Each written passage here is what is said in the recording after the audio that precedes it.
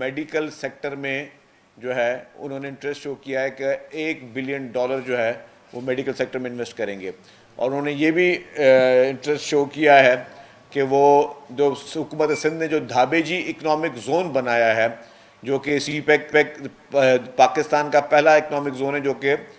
CPEC के साथ connected है, तो वो धाबेजी, और उसका काम भी बहुत स्पीड से चल रहा है। तो धाबेजी इकनॉमिक जोन में ये हमारे फॉरेन इन्वेस्टर्स ने ये अपना इंटरेस्ट भी शो किया है कि वहाँ पे वो ज़मीन भी परचेज़ करेंगे और वहीं पे जो है वो इंडस्ट्री लगेगी। और उससे उन्होंने आज भी ये कहा कि जी हम लोग कोई 50,000 लोकल लोगों को नौकरियां हम उस पूरे प्रोजेक्ट के दौरान मिलेंगी। तो ये एक बहुत बड़ी अच्छी खबर है कि लोग पाकिस्तान में इन्वेस्टमेंट करने के लिए इंटरेस्टेड हैं। जितनी भी कोई नेगेटिव प्रोपेगेंडा कर ले, पाकिस्तान के ख़िलाफ़ कितनी भी साजिशें कर ले, लेकिन जो बिजनेसमैन है, और वो भी इंटरनेशनल बिजनेसमैन, उसका एतमाद आज भी हुकूमत की तरफ बहाल है और वो डिफरेंट सेक्टर्स में इन्वेस्टमेंट करने के लिए तैयार है। इसके साथ साथ उन्होंने कहा कि हम एग्रीकल्चर सेक्टर में भी इन्वेस्टमेंट करने के लिए वो लोग इंटरेस्टेड हैं,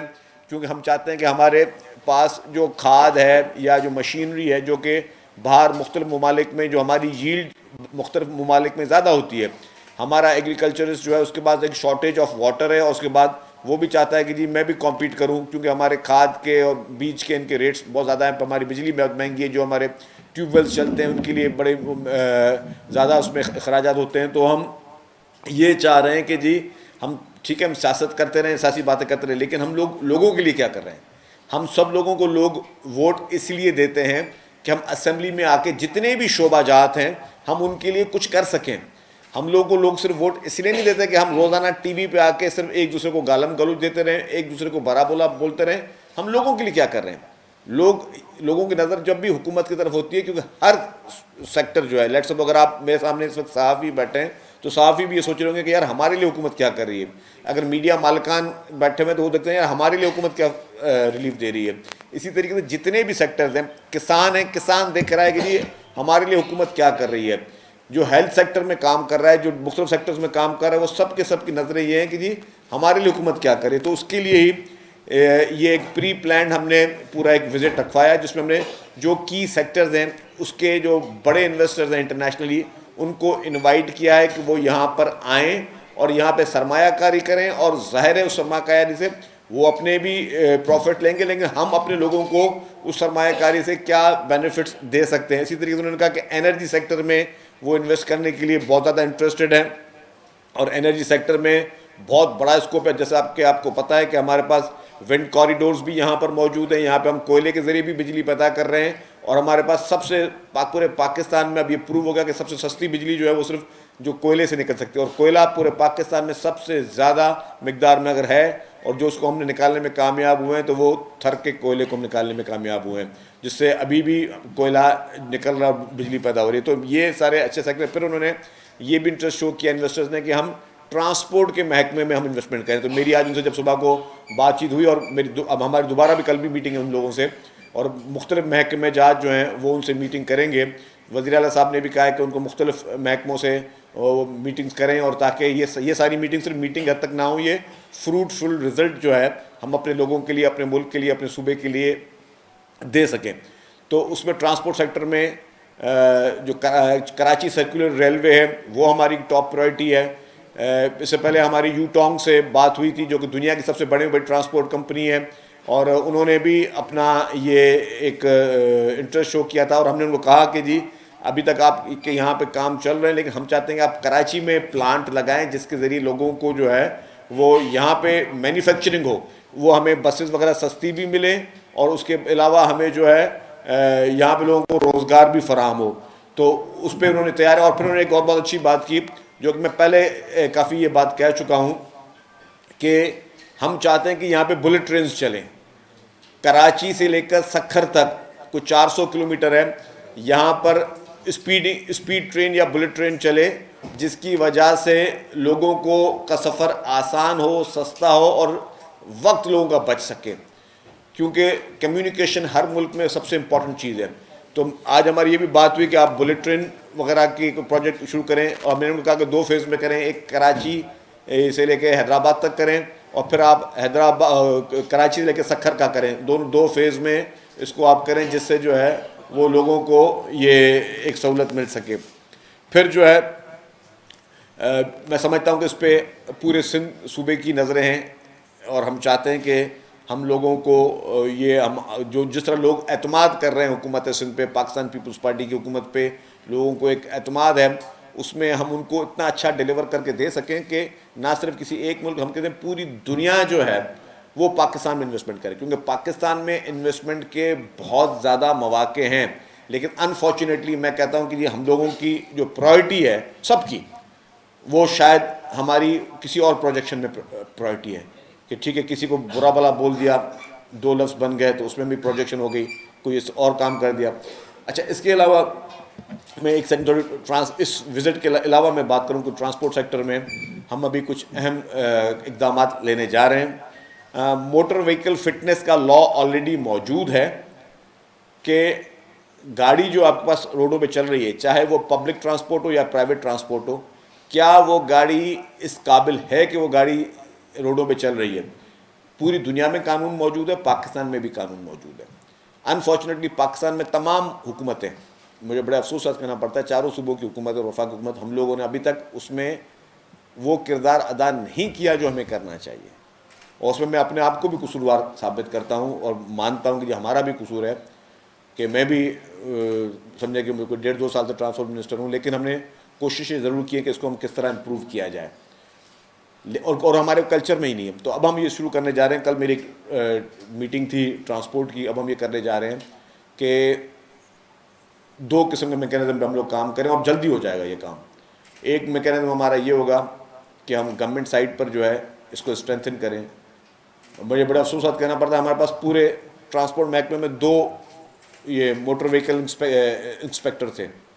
अब 2 लोग जो हैं वो लाखों गाड़ियों को क्या मोटर व्हीकल की वो इंस्पेक्शन कर सकते हैं। अब वो 22 हो गए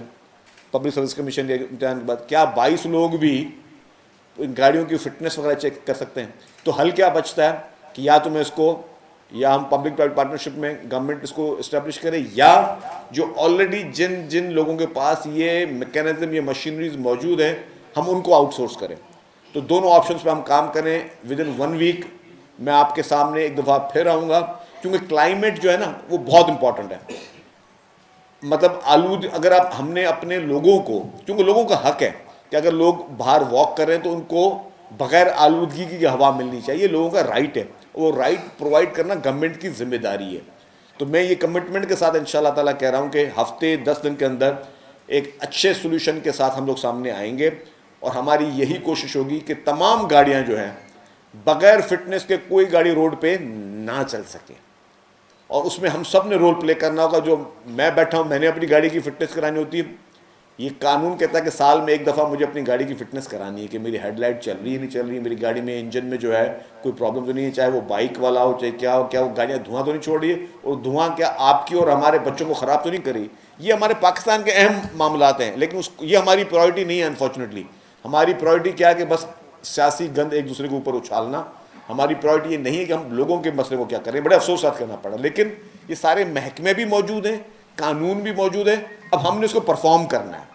और ये हमने मकसद की हुकूमतों की जिम्मेदारी है। उसमें मतलब मैं अपने आप को सबसे पहले कटहरे में लेके आता हूँ, ये हमारी जिम्मेदारी है कि हम ये चीज़ें करें। तो ये हम करने जा रहे हैं, और हम जैसे ही करेंगे तो सबसे पहले हम इसको नाफिजुल अमल करेंगे। जितनी भी सरकारी गाड़ियाँ हैं सबसे पहले वो 100% अपनी फिटनेस करवाएं, चेक करवाएं। पहले सरकारी गाड़ियाँ कराएं, फिर आपकी पब्लिक ट्रांसपोर्ट कराएं, प्राइवेट ट्रांसपोर्ट कराएं, सब कराएं। और हम चाहते ये हैं, और उसमें मैं आपको यकीन तौर पर बता दूं, किसी को तकलीफ देना मकसद नहीं है, लेकिन मकसद ये कि ये हमने ख्याल रखना है, हमने अपने इन्वायरमेंट का, क्लाइमेट का हमने ख्याल रखना है, वरना हम भी उन्हीं आलूदा शहरों में शुमार हो जाएंगे, और फिर हमारे पास भी लोगों के लिए सांस लेना अजाब बन जाएगा। तो ये अगर हमने एडवांस में इन चीज़ों को नहीं ठीक किया तो ये हमारे लिए बेहतर नहीं होगा। दूसरा, मैं ट्रांसपोर्ट की एक लास्ट बात करता चलूँ कि पीपल्स बस सर्विस जो कि कामयाबी के साथ चल रही है, अगले 2 माह में हमने उनको कहा है कि जी मज़ीद 40 बस स्टॉप्स कराची में बनाए जाएं, और उन बस स्टॉप्स में ताकि लोग जो हैं जो बस के लिए इंतज़ार करते हैं वो कहीं खड़ा होना ना पड़े, और वो बस स्टॉप पे बैठें और मेरी रिक्वेस्ट होगी पब्लिक से भी कि बराए मेहरबानी बस के अमले को तंग ना करें कि जी यहाँ रोको वहाँ रोको। बस स्टॉप बने होंगे, आपने सिर्फ बस स्टॉप पर रुकना है, बस ने आपको पिक भी वहीं से करना है और बस ने आपको ड्रॉप भी वहीं करना है। ये नहीं हो सकता कि कोई आधे किलोमीटर के बाद कोई बस ड्राइवर से लड़ रहा है या कंडक्टर से लड़ रहा है कि मुझे यहाँ उतारो। दूसरा ये एक बहुत, जैसे मैंने कहा कि हर फील्ड को जो है वो टेक केयर करना हमारा काम है।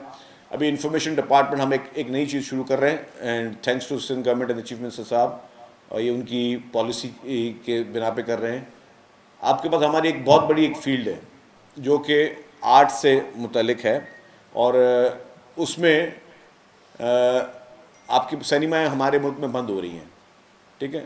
हमारे मुल्क में, और नए लोगों को, जो टैलेंटेड लोग हैं उनको वो मौका नहीं मिल रहा। हमने इस कैबिनेट में, लास्ट कैबिनेट में मंजूर भी करवाया था। तो information department government of Sindh जो है उसने एक बोर्ड भी बना लिया है